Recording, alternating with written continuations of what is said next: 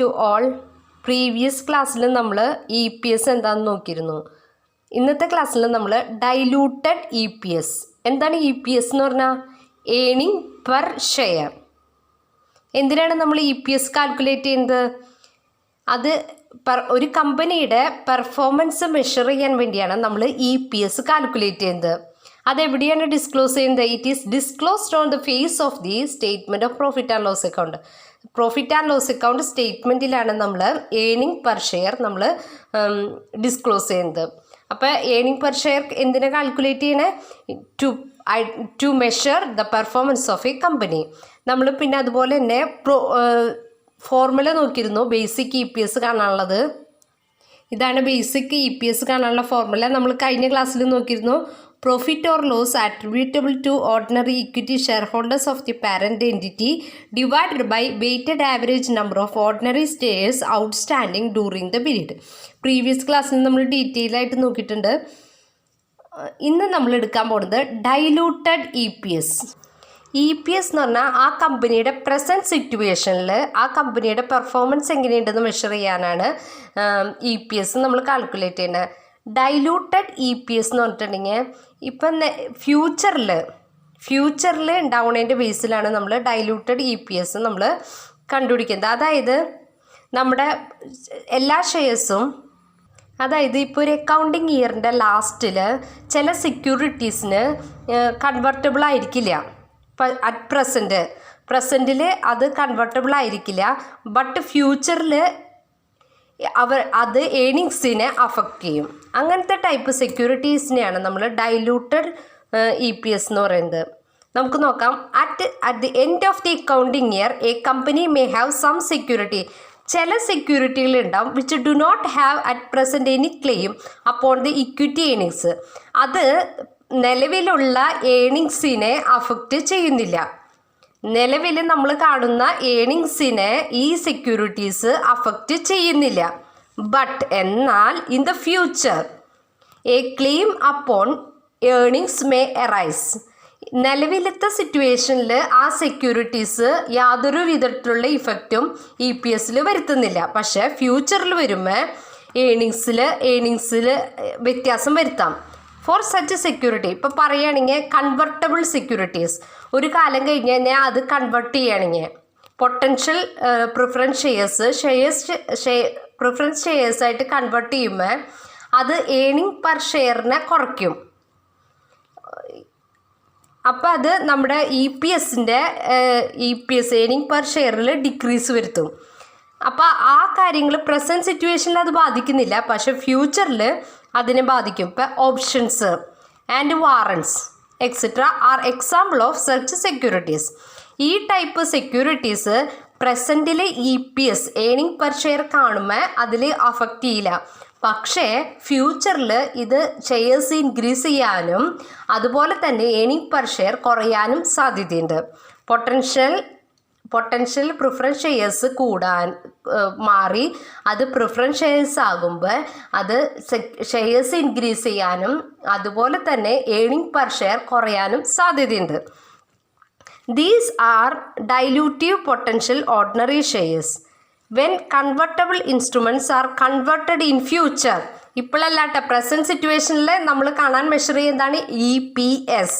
Diluted E P S ഫ്യൂച്ചറിലെ കാര്യങ്ങൾക്ക് വേണ്ടി. or options or warrants are exercised in future, the number of equity shares might increase. ഇപ്പം നമ്മൾ potential preference shares ആകുമ്പോൾ preference ഷെയർസിൽ increase വരെയാണ്. This in turn result in a fall in E P S. ഷെയർസിൽ increase വരുമ്പോൾ എന്തുണ്ടാവും? E P S കുറയും, earning per share കുറയും. അതാണ് പറയുന്നത്. This reduced E P S is known as diluted E P S. അതിനെയാണ് നമ്മൾ this is known as diluted E P S. ഇതിനെയാണ് നമ്മൾ ഡൈലൂട്ടഡ് ഇ പി എസ് എന്ന് ഉദ്ദേശിക്കുന്നത്. അതായത് ഷെയർസ് ഇൻക്രീസ് ചെയ്യുമ്പോൾ അവരുടെ ഏണിംഗ് പെർ ഷെയർ ഡിക്രീസ് ചെയ്യും. അത് പ്രസൻറ്റിലല്ല, ഫ്യൂച്ചറിലാണ് ഉണ്ടാവുക. ഈ ടൈപ്പ് സെക്യൂരിറ്റീസിനാണ് നമ്മൾ ഡൈലൂട്ടഡ് ഇ പി എസ് എന്ന് പറയുന്നത്. Thus, a future increase in the number of ordinary shares will cause a dilution or watering down of equity. ഇക്വിറ്റിയിൽ അതായത് ഏണിംഗ് പെർ ഷെയറിൽ ഡിക്രീസ് വരുത്തും. അതുകൊണ്ടാണ് ഇതിനെ വാട്ടറിങ് ഡൗൺ എന്നൊക്കെ പറയുന്നത്. വാട്ടറിങ് ഡൗൺ ചിലപ്പോൾ ഇങ്ങനെ ചോദിക്കാം, വാട്ടറിങ് ഡൗൺ എന്ന് പറഞ്ഞാൽ എന്തിനാണ് ഉദ്ദേശിക്കുന്നത്? Diluted EPS. ഇനി നമ്മൾ എങ്ങനെയാണ് ഈ ഡൈലൂട്ടഡ് EPS കാൽക്കുലേറ്റ് ചെയ്യണതെന്ന് നോക്കാം. അതായത് ഈ ഡൈലൂട്ടഡ് EPS കാണുമ്പോൾ ഏണിങ്സിനെയും നമ്പർ ഓഫ് ഷെയർസിനെ നമ്മൾ അഡ്ജസ്റ്റ് ചെയ്യണം. Diluted EPS is calculated by adjusting the earnings and the number of shares.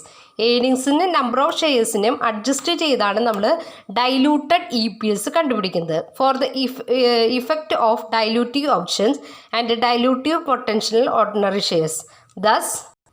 Thus, for calculating diluted EPS, it is necessary to calculate diluted earnings and diluted shares.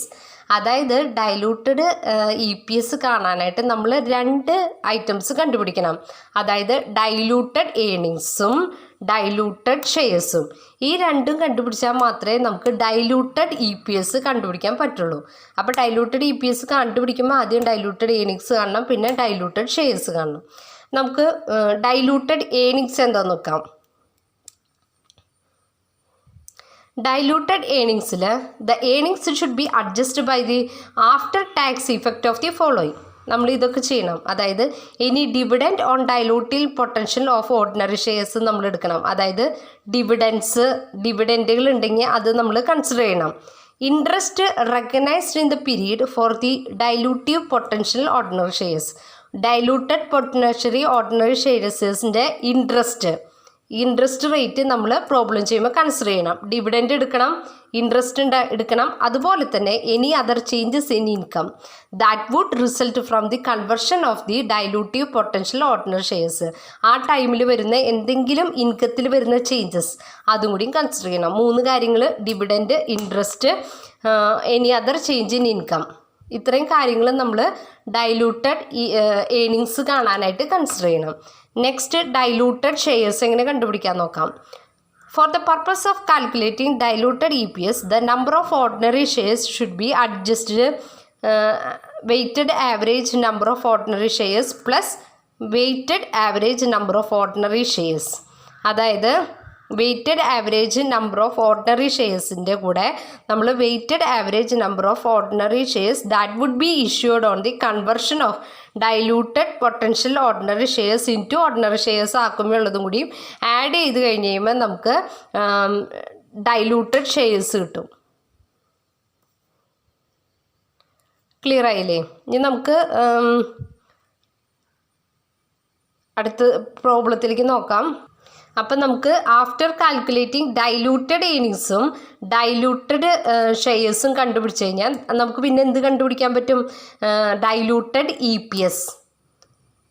Clear ആയില്ലേ? ഈ diluted EPS കണ്ടുപിടിക്കാനുള്ള formula ഇതാണ്. Diluted earning per share is equal to net income minus preferred dividend. ഇൻകത്തിൽ നിന്ന് നമ്മൾ dividend കുറയ്ക്കാം. ഇപ്പം net income minus preferred dividend divided by weighted average number of shares outstanding plus number of conversion of any in the money options, warrants and other dilutive securities. അതായത് weighted average number of shares ഔട്ട്സ്റ്റാൻഡിങ്ങിൻ്റെ കൂടെ നമ്മൾ the conversion of any in the money options, warrants and other dilutive security, ഇത് രണ്ടും കൂടിയും add ചെയ്തിട്ടുള്ളത് നമ്മൾ ഡിനോമിനേറ്ററിലും ഇത് നോമിനേറ്ററിലും എഴുതണം. അങ്ങനെ നമ്മൾ ഈ 2 ഐറ്റംസും കണ്ടുപിടിച്ചാൽ നമുക്ക് ഡൈലൂട്ടഡ് EPS ഈസി ആയിട്ട് കണ്ടുപിടിക്കാൻ പറ്റും. നമുക്കിനി ഒരു പ്രോബ്ലം നോക്കാം. ഇതിൻ്റെ സൊല്യൂഷൻ നമ്മൾ നെക്സ്റ്റ് ക്ലാസ്സിൽ നോക്കും. ഇപ്പോൾ ജസ്റ്റ് ആ പ്രോബ്ലം നോക്കിയിടാം. X limited has 100 million 10 shares in issue. It also has issue ചെയ്തപ്പോൾ എത്രയുണ്ട്? 100 million 10 shares. It also has 2 million 100 convertible bonds. Convertible bonds ഉണ്ട്, കൺവെർട്ട് ചെയ്യാൻ പറ്റുന്ന തരം bonds. 2 million 100 convertible bonds. The bonds have an interest rate of 8%. Interest rate എന്ന് തന്നിട്ടുണ്ട് 8% ആണ്. Tax rate തന്നിട്ടുണ്ട് 25% ആണ്. Each bond will be convertible into 10 shares ആയിട്ട് കൺവേർട്ട് ചെയ്യുന്നത്. Earnings for the period were 600 million. Earnings എന്ന് പറയുന്നത് 600 million ആണ്. നമ്മൾ എന്തൊക്കെ കാൽക്കുലേറ്റ് ചെയ്യണം? ബേസിക് EPSഉം ഡൈലൂട്ടഡ് EPSഉം.